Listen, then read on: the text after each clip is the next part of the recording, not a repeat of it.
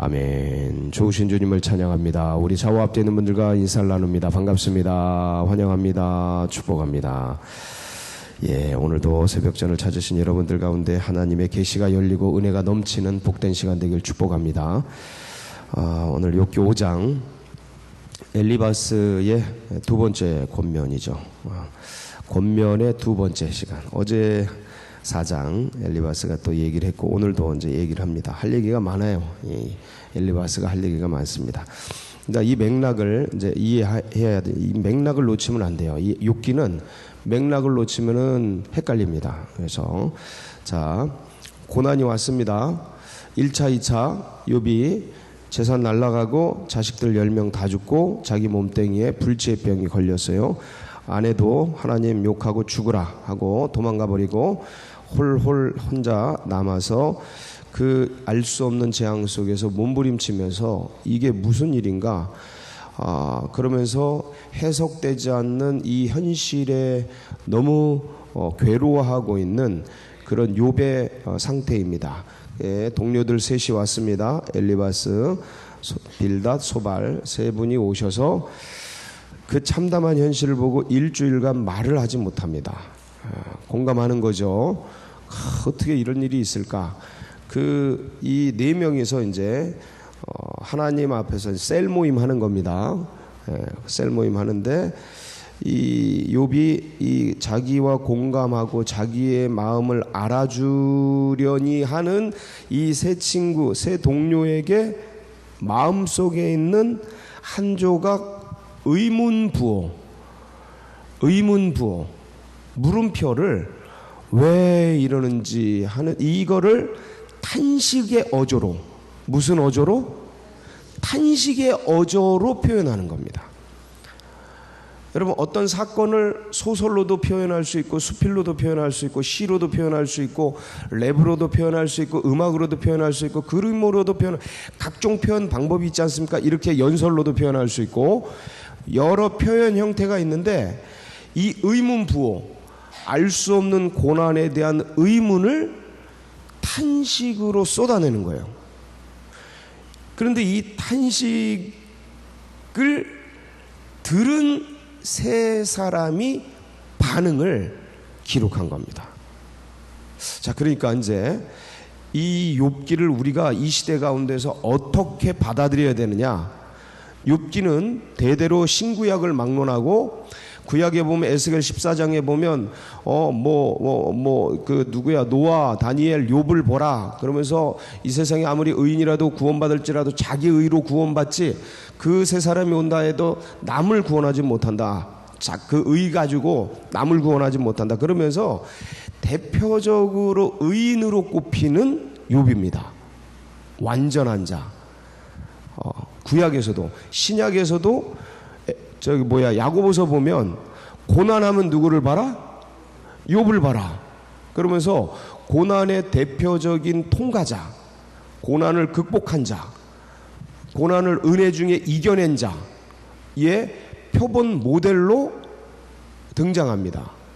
그러니까 신구약을 막론하고 고난의 대표주자, 고난하면 누구예요? 욥이에요. 그렇게 인식이 될 정도로 신앙인들에겐 욥이 대단한 그러한 분인데, 그러니까 욥기는 고난학이다 이렇게 보면 돼요. 고난학.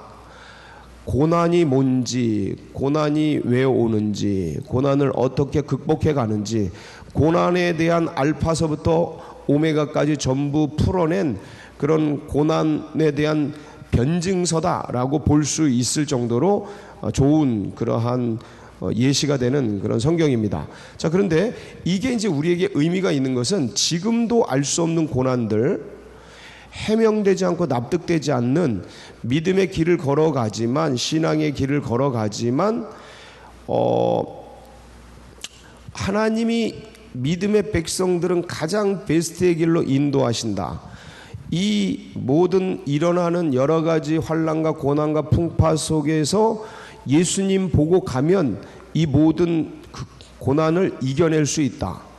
풍랑이는 바다 같은 인생의 고난의 바다를 예수님 바라보면 위에서 그를 풍랑이 일어도 위에서 걸어갈 수 있다. 그러니까 주님 바라보자 라는 이 모든 고난이 합력해서 선이 된다.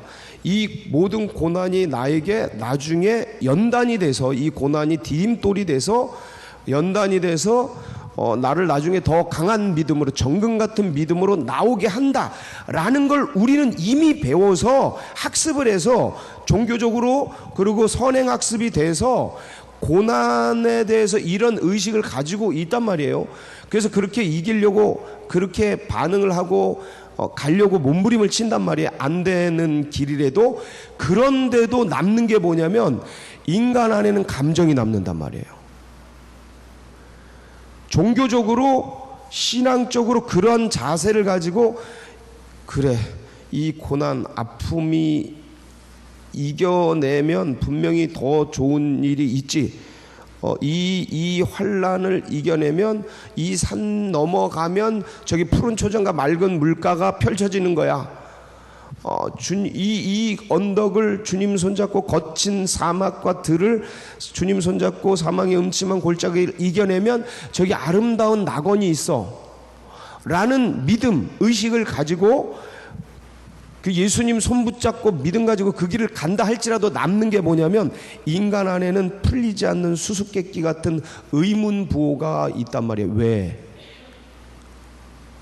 이때 나를 그런 합력해서 다 선이 돼. 이걸 가져가도, 이걸 갖고 있어도 인간 안에 그게 찌꺼기처럼 남아있단 말이에요. 그러니까 이건 뭐냐면 그걸 해명하는 거예요. 이 세 친구는 그거에 대해서 조목조목 네가 인과응보다, 네가 잘못해서 그렇다. 야, 내가 경험해봤는데 오늘 이 얘기 뭡니까? 엘리바스의 두 번째 권면, 자기 경험에 밑바탕한 인과응보론에 의한 필연적 형벌로 주어지는 고난. 1절부터 7절 그 얘기예요.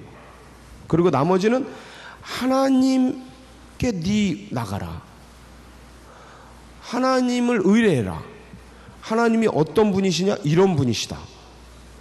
여러분 여기 쭉 보세요. 틀린 말 하나도, 틀린 말이 있어요, 없어요? 없다니까요. 관점이 잘못됐다는. 말은, 문자는 틀린 게 하나도 없어요.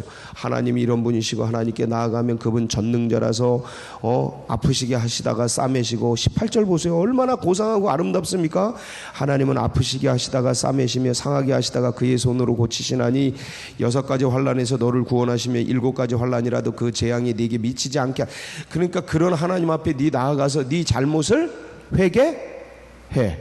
이런 내용이에요. 그러니까 이 내용을, 일단 이 내용을 잘 이해해야 돼. 지금 엘리바스가 뭔 얘기를 하는지. 그래서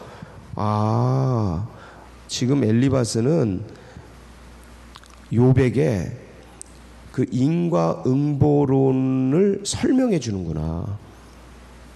그러니까 욥의 이 상태를 관점 어떻게 보느냐면, 네가 죄를 지어서 이러니 하나님 앞에 뭐 해라? 회개해라. 그러면 하나님은 이런 분이시니까 다 받아주신다. 회개해라. 뭐 하고 있는 거예요? 가르치고 있는 거죠. 훈계하고 있는 거예요. 교훈하고 있는 거예요.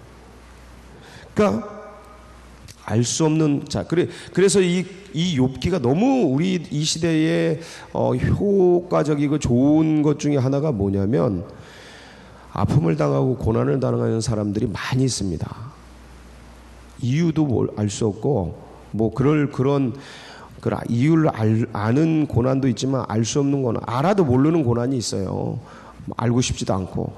그런 고난과 아픔을 당하는 사람들이 주변에 많이, 믿음의 백성들, 그러니까 교회 안에도 많고 교회 밖에도 많고 친척 중에도 있고 이웃 사람도 있고, 이런 분들을 어떻게 그들에게 하나님의 은혜를 전할 수 있는지를 알려주는 좋은 성경이에요. 알 수 없는 고난당하는 사람들에게 뭐 하지 말아라? 정답 얘기하지 말아라. 지금 엘리바스 뭐 얘기해 주는 거예요? 욥에게 정답 가르쳐 주는 거예요. 정답. 자기가 생각하는 정답 가르쳐 주는 거예요. 그거 훈육하고 있는 거예요. 나이 많으신 노인 어르신이 아들 같은 욥에게 자기 인생 경험을 가지고 훈육해 주는 거예요. 야, 내가 경험한 거, 내가 평생 살았는데 하나님 이런 분이시거든. 네가 이렇게 된 거, 네가 이 다 원인이 있는 거야. 너 잘못이 있는 거야. 네 죄가 있는 거야. 야, 병이 그냥 오냐? 원인 없이 어떻게 병이 오냐? 네가 악을 뿌린 거야. 잘 생각해봐. 회개해. 하나님이 그거 다 받아주셔. 하나님 이런 분이셔. 좋은 열매 맺어. 내가 연구한 바가 27절 아주 그냥 도장을 찍죠. 볼지어다 우리가 연구한 바가 이와 같으니 너는 들어보라. 그러면 네가 알리라. 귀를 열어서 잘 들어봐. 그럼 네가 이해가 될 거야. 내 평생에 쌓은 경험적 진리야. 그러니까 말 잘 들어라. 알았지? 야, 너 하나님 원망하지 말고 하나님 앞에 불평하지 말고 이놈의 자식이 어디서 그 높으신 하나님, 지엄하신 하나님 앞에서 이런 감정을 네가 아무리 아프더라도 그런 감정을 하나님 앞에서 쏟아내. 옛날에는 여러분 우리도 이런 유교적 틀, 이런 어떤 관료적 틀, 율법적 틀 안에서 이 유교가 그런 거거든요. 그런 데서 자라났지 않습니까? 우리 선조들과 어릴 때 우리들도 막 밥 먹을 때 밥상머리에서 말하면 어떻게 돼요? 거기서 그런 경험 없으신가?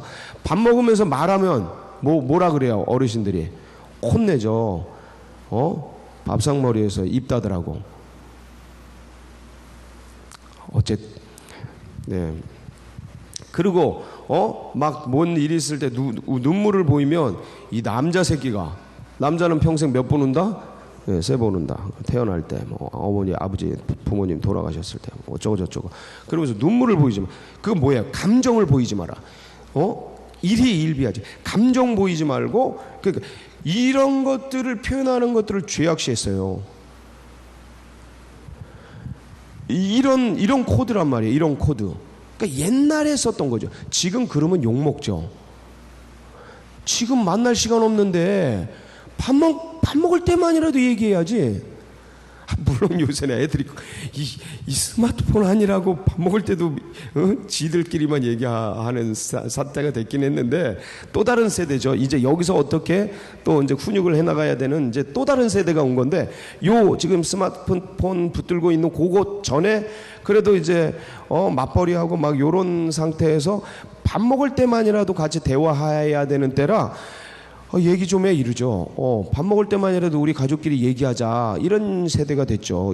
그런 세대 속에서 밥 먹을 때 어디 밥알 튀게 입을 열어, 입 닫아, 이 유교적 틀을 가지고 얘기하면 이 곤란한 거죠. 그것도 딴 집에 가서 막 화목하게 얘기하는 그 딴 집에 가서 이거 이러시면 되나, 요즘 왜 이래요, 교육이 잘못됐네, 지금 이 얘기하고 있는 거예요. 엘리바스가 지금 이 상황을 자기식의 상황을 여기다 들이대면 안 되는데, 지금 거기다 갖다 들이대가지고 이거 집안이 왜 이래, 이거 교양이 없네, 밥 먹을 땐 입 닫고 잠잠하게 밥만 먹어야지, 왜 이렇게 시끄럽고 떠들고 그러십니까? 하고 막 지금 잔소리 아닌 잔소리를 하고 있는 그런 형태인 거예요. 이게 틀린 말이 아니라 경우가 거기가 아닌데 거기다 들이대고 얘기를 하는 거죠.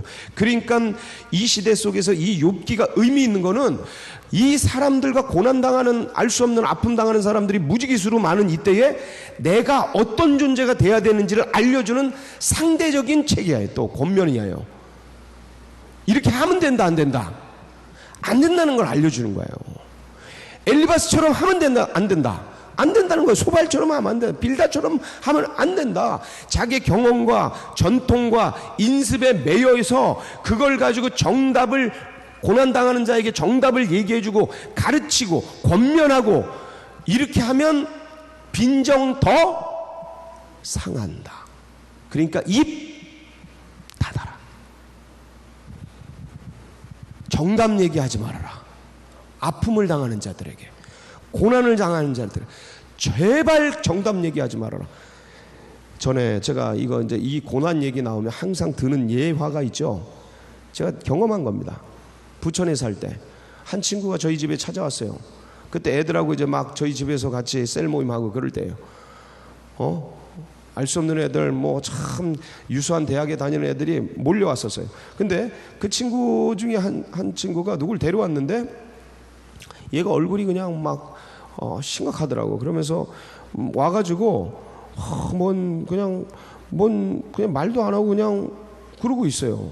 그래서 무슨 그 옆에 걔를 데려온 애가 막 얘기를 하는 거예요. 얘가 뭐 무슨 일이 있었는데 마음이 너무 아프고 그래서 뭐 전도사님 같이 만나게 하려고 데려왔다. 그 애가 알고 봤더니 지금은 얘가 검사가 됐습니다. 검사가 됐어요. 근데 그때 청년 때 서울대 다녔나 어딜 다녔나 얘가 그런데 그때 자기 엄마가 의문의 살인을 당한 거야. 자기 엄마가 살인을 당한 거예요. 알 수가 없어. 왜 죽었는지, 누가 죽였는지. 육하 원칙이 안 풀려. 그러니까 그런 의문을 가졌던 애인데 교회를 다니는 애예요. 그게 얼마나 답답해요. 왜 이랬는지, 왜 하나님이 이런 걸 허락했는지 너무 괴로운 거예요. 그래서 목사님들에게 이거를 이제 이런 의문을 가지고 상담을 하고 나누고 그랬던 거죠. 근데 가는 데마다 어떻게 얘기했냐면 제가 이런데 어떻게 해야 되는지, 그러니까 그러니까 그 목사님들의 대답을 쫙 다 얘기를 들어보면 이거예요. 이게 하나님의 뜻이니 잘 이겨가라. 맞아요, 틀려요? 말 자체는 맞아요, 틀려요? 맞죠. 하나님의 뜻 아닌 게 어디 있어요, 이 세상에. 예? 전쟁도 하나님의 뜻이고 모든 걸 하나님이 다 주장하시고 관장하시는데, 섭리해 가시는데, 사람이 죽고 사는 생로병사의 모든 것들이 하나님의 뜻이잖아요. 그 섭리 아래에 있잖아요. 그러니까 말 자체는 틀린 게 아니야. 하나님의 뜻인데 이걸 잘 이겨나가고 극복해 가자.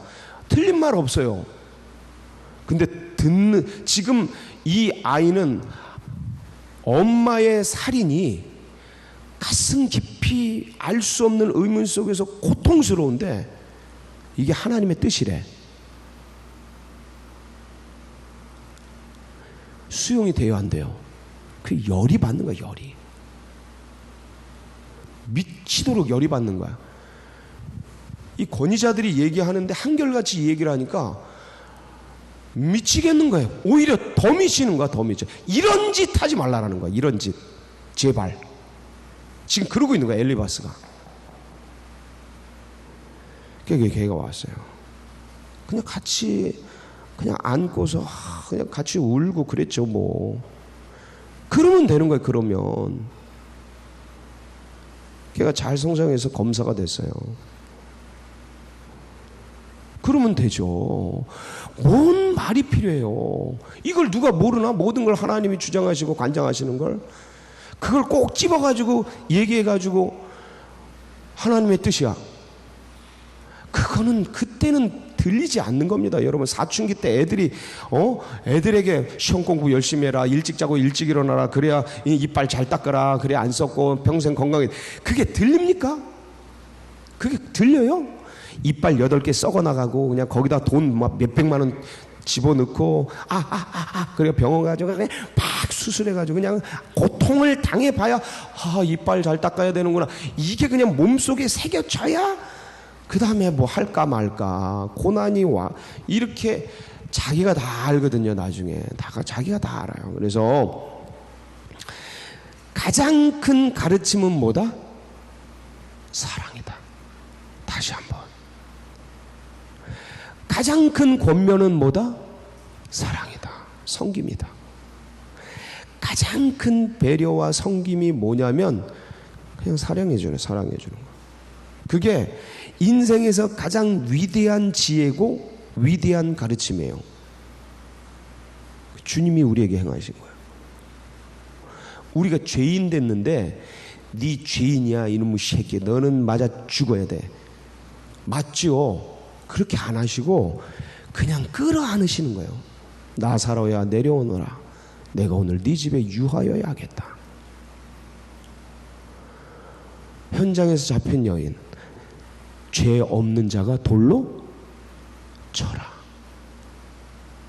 나도 너를 정죄하지 아니하노니 다시는 이 같은 죄를 범하지 말라. 끌어안는 거예요. 그냥 주님이 우리에게 한 일은 그냥 자기 목숨 들여서 우리를 끌어안으신 거예요. 그러니까 이 사랑이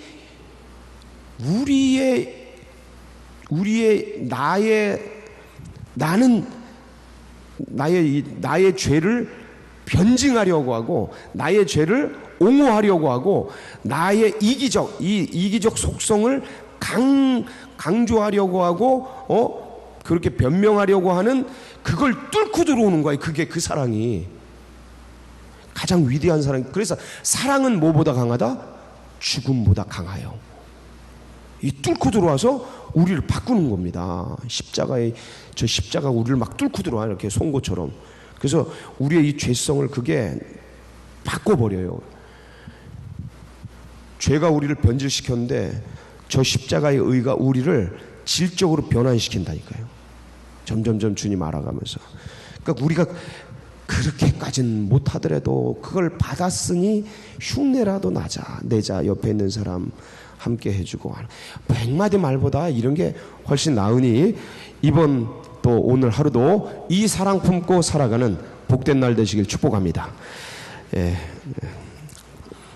같이 또 이 사랑과 이 은혜의 신앙들이 다음 세대들에게 흘러가도록 그리고 새 가족들에게도 새겨지도록 기도해 주시고 이 나라 민족과 또 교회 품고 특히 오늘 이제 강동지방 조찬 기도회가 있습니다. 연합성회를 위한 같이 여러분 위에서 은혜롭게 또 잘 진행되도록 기도해 주시고 여러분 각자의 기도 제목 붙들고 주여 오늘도 역사하옵소서 주여 한번 부르짖고 기도하며 나갑니다. 부르짖습니다.